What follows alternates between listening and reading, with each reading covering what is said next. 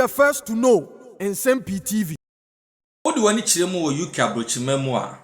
One of the biggest news portals, newspapers, a report on various issues in the United Kingdom. The Telegraph newspaper. Now, the Telegraph writer, your friend Matt Watley, Matt Watley, what de Ghana edi UK buying a car $256 million. Na UK buying akotranse any obi etise President John Mahama accord into an extended agreement. Say Ghana buying M for 15 years and then repay the $256 million ye day UK a buying car due to a new bia on the wahunu ediafa President John Dramani Mahama. Very, very interesting article. Eya brofo to me boasia ken kind dia kiremo na baby a edi sefata se nkiremu ban aba. Na our article now, Mr. Matt Watley say Ghana is not Somalia. Ghana has long enjoyed a reputation for democratic governance. Still, in addition to owing $256 million to the British Sh0cking, Ghana is also $266 million in debt to American independent power producers. Liabilities ultimately written by the US taxpayer. It is part of a whopping $2.5 billion the country holds in unpaid debts to energy suppliers alone that was procured under this same President Mahama during his first term as Ghana's president. A year take or pay energy contracts no one's na Brunike. One must question the common sense, let alone the economic case of lending the country more. That becomes even more questionable when Ghana's current government has begun demolishing the pillars of law and democracy on which the country's good standing was built. President John Dramani Mahama took office in January for a second non-consecutive term. Since then, Ghana has taken a far leftward, anti-democratic turn, wielding lawfare against his political opponents. He has bent the law to protect his own. The Chief Justice of the Supreme Court was dismissed based on a petition that was never made public. Half a dozen more complainant justices have since been appointed to the same bench. Scores of legal cases against members of the president's own party, many related to serious fraud and corruption and major banking collapse, have been dropped by the country's Attorney General entering into nolle prosequis. This approach should not come as a surprise from a leader who is both a socialist and a Soviet sympathizer. His autobiography, My First Coup d'etat, is partly set in Russia, a country where he studied and by his own account found quite agreeable. Mahama even took time out of last year's election campaign to launch the book's Russian edition in Moscow. Since returning to the presidency, he has made his mark on international affairs by penning an opinion article in the Guardian newspaper attacking Elon Musk and Donald Trump over South Africa. But it is lawfare against the opposition that should most concern the moneylenders in London. The most high-profile attack has been against Ken Ofori-Atta the previous administration's former finance minister. Ofori-Atta is nothing if not a Western man, educated at Yale and Columbia universities. He went on to work at Morgan Stanley and Solomon Brothers before founding his own investment bank. He became one of Ghana's best known and most successful international business leaders, entering national politics only in middle age, and certainly not for the money. He went on to oversee major economic reforms of the banking sector and steer the country through the strains of the COVID-19 pandemic over a period during which Ghana's GDP per capita nearly doubled. Only days after Mahama's return, the state turned on Ofori-Atta. Lurid accusations flew, followed by demands for his return to Ghana to face questioning. His home was raided. A special prosecutor branded him fugitive from justice without evidence. U.S. authorities were said to be processing an extradition request, and even an Interpol red notice was reportedly issued to extract him from the United States, where he was allegedly hiding. Except he wasn't. Ofori-Atta, per medical records available to United States officials, was in the US receiving cancer treatment. Meanwhile, the military and police had entered his home in Ghana apparently without a warrant. No extradition request was ever made to Washington. My investigations told me. Here is evidence of proof which Washington sent to me that no extradition request was ever made to them. The special prosecutor has since admitted as much. Nor were there any indictment with evidence from the special prosecutor.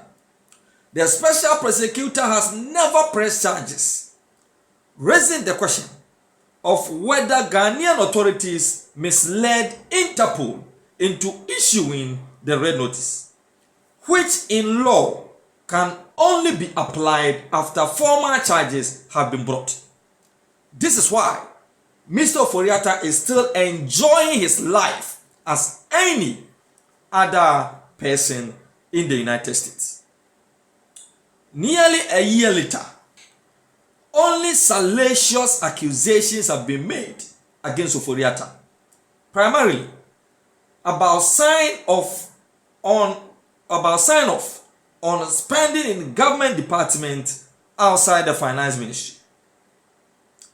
It is equivalent of expecting to hold Chancellor Rahel Reeves personally responsible for every single individual line item of spending in the Department of Culture, Media and Sport, or the Atomic Energy Agency, or the Passport Office. It seems self-evident these attacks are underway because Ghana's current leadership perceive Ofori-Atta, a man possessing presidential bearing, as a potential serious challenger at the next election should he go down that path.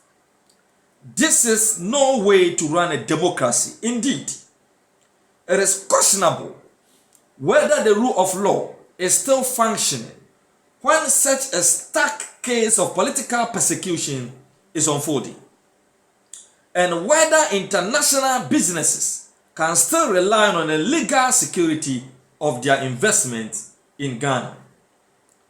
As for the British taxpayer, questions should be asked about whether this debt assistance amount to good money being thrown after the bad. Every British government should, of course, support British businesses working abroad. But there are simple calculations. Is there the rule of law? Is the legal system sufficiently independent? What are the chances of getting the money back? The questions are obvious, even to those of us who are not government economists. Ghana under Mahama is a bad pot of call for Britain's global re-engagement policy because he does not respect rule of law. The magnificent article written by Mr. Matt Whatley of the Telegraph. Ochiremwa efri seye Sh0cking Ofori-Atta fie officer of the special prosecutor ebeye press conference evidence ba kukura nim o twa ntro dia kire Ghana for say wa contact Interpol Washington DC a tronko a to kwaya your first so ye the chief justice lady chief justice get to konodi fra kunya so ebesi ne petition prima facie Nsem-Pii ye gina so e wo petition bo bia anim no say you can buy tra hono say what Ghana aye re-engagement say ya for 15 years into some $256 million ka ye de won ya you can buy nim pefe say energy companies ya wo US nkwan Ghana buy de won ka $266 million in total. Ghana buy the US America buy ka $2.5 billion. Yeah, kadodo na no. Energy supplies alone. Sa man panyini ye ne wa bedi sui. And the boss aka ne go ho during his first term. Na only you can buy enya dwene e wo baby a. To way article a journalist and economist Matt Whatley actually the Telegraph newspaper. Person or control a session portion of the party. Which was erroneous.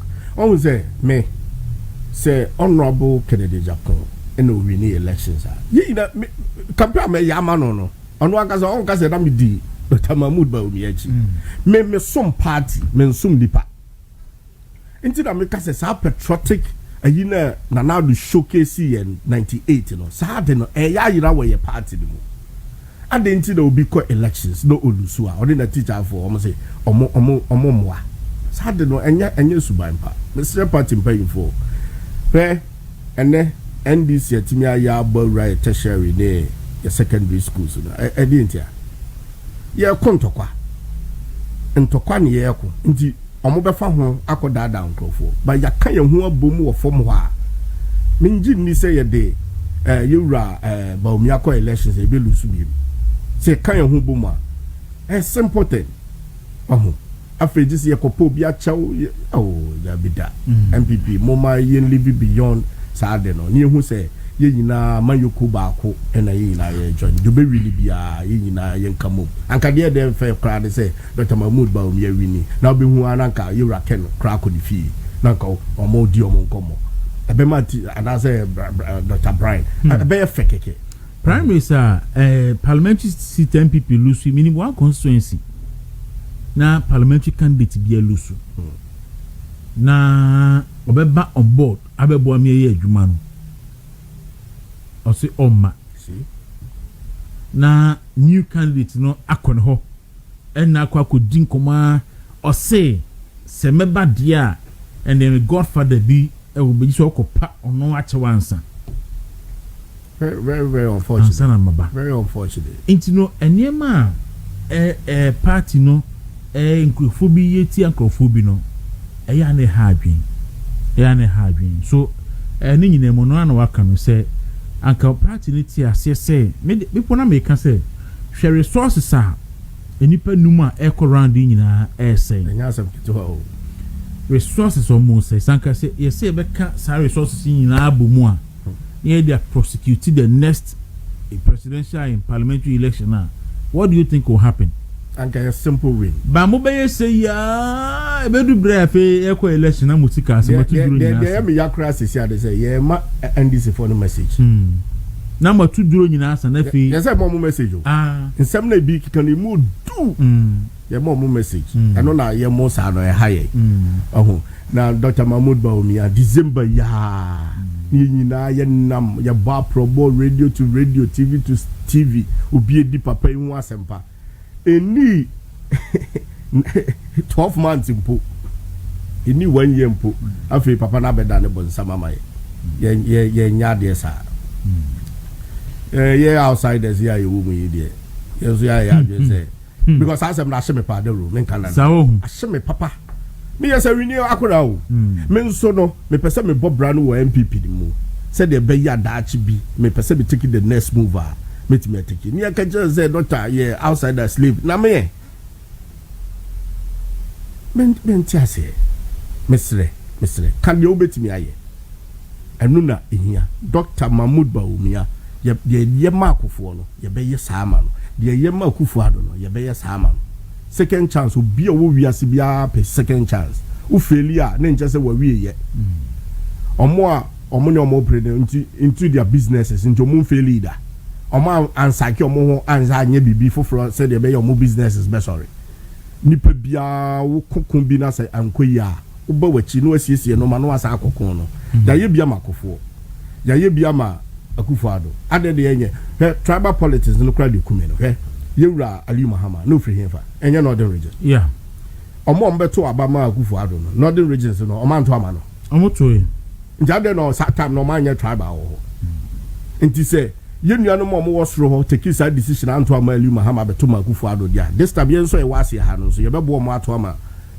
yewura Bawumia na me question na me bisa ne say so be ye mamprusin na wo se oye mamprusin nti ontimi ni president wo be ye flag bearer wo be kwa catch ni nua da gombe ni say onto abama enti na make say wo be tia kwa catch ni nua kusasi ni say onto abama because I say ni nua mamprusin no odi president nyinyi because o mamprusin then can you say obi di o meto abana eno echi me hwe video ba kwa one of the aspirants was stream or your campaign or na o kasa no mu nyina te hodin hwe no nam se wo hu wo se o mu nua Nsem-Fata se sia wasa akoni nua no mo ho se o monye de o monto abama response be na obi nya free ho ye wia ye hia obi biara vote o ja se ye hia mamprusi ye hia kusasi ye hia frafra ye hia obi bia ye hia sante ye hia sehwi bono nti enne si ye mamprusi fo afri mo dia se chena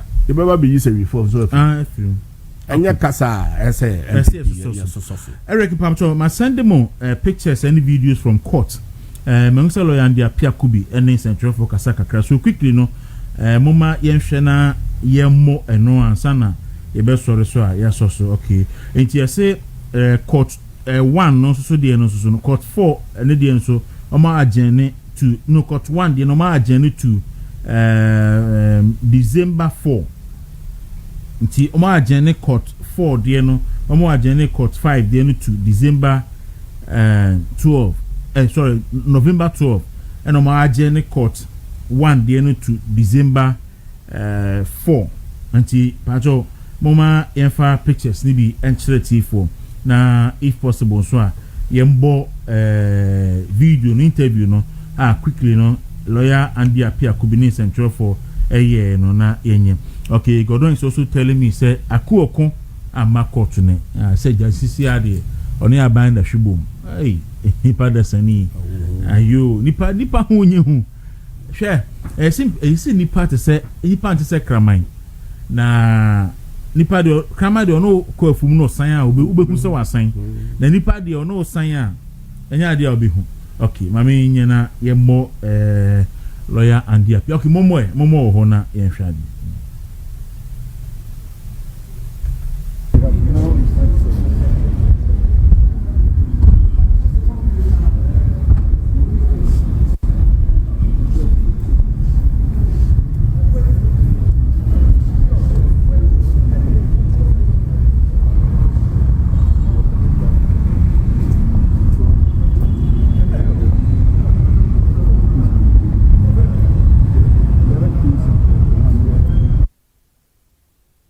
so I'm say lawyer and the Pia Kubi voice na ma papa but nyame ya adoma enwumre Gordon no ibedi enkomo chano panso ye ba ye no bedi enkomo bat ni omo ne say chairman untumi court cases no aye two first one no mo call no court no kire say yes judge no will leave so judge otena ase no omo de na court 4 and yes judge no will leave nti omo de court 5 ema judge no etu asem no akose on the 12th of this month then the second court no so no so mo call no omo tu e de akose on the 4th of December this year and so number sign so akoko so as you can see a lawyer Andy Apia Kubi and a lawyer Ohini Jan Nchen and a lawyer Inokafo Akwa and a Kwampoku CID Jan Nchen and a Hanso Sono Nsem-Pii the former Ashanti Regional Secretary and then KM boss and a Honorable Simon Osei-Mensah and so a former Ashanti Regional Minister and also ejina n'enchenti we any seen a fee court and so edi eba ene anopay onipo ojina Honorable Simon Osei-Mensah na me hu ni me hu say lawyer Adoma Piade I don't me hu nipa na yi nti I say okay all right so Festus yenye na yenfa enkomo no emre wie so efi ena kosi akabeye some bosumi na yekwa akoto aba or expectation anything me when I make sure free party for mo dey more and more call come asem no munyi adidi atem no film we see obetimi aye we see obetimi aye ni na aye but my expectation pa na say Dr. Mahmoud Bawumia anke man be 80% to 90% na ka party no adwo one ho dey mention no me my steady MPP ye primaries kakra so Nana Akufo-Addo one Yera Island ewo Legon yes percentage no nya the next one onya more crack more into delegates no omo hwe the air and Professor William J do SCU of Koforidua Technical University will say good morning even if DMB gets 51% he would have to negotiate with anyone he should just open his arm and invite all and sundry. He will have to work with those who he can trust. We will depend on God, not any special person. That is the way to go. That's the way to go. But see, no. But see, Mami Cancer Prof said there is a precedence. Yes. Nana Akufo-Addo winning 2008 by or by candidate, and so or the obia eba on board. Omo contest ulusu nyina odobia eba on board no mabwana campaign everybody abro yes ye wie no the campaign spokesperson any Dr. Atta Kennedy yes and chasing the elephant yes. into the bush after sad oti abruche there be a pissing in and what you say Dr. Atta Kennedy kasa na asem asi we MPP mu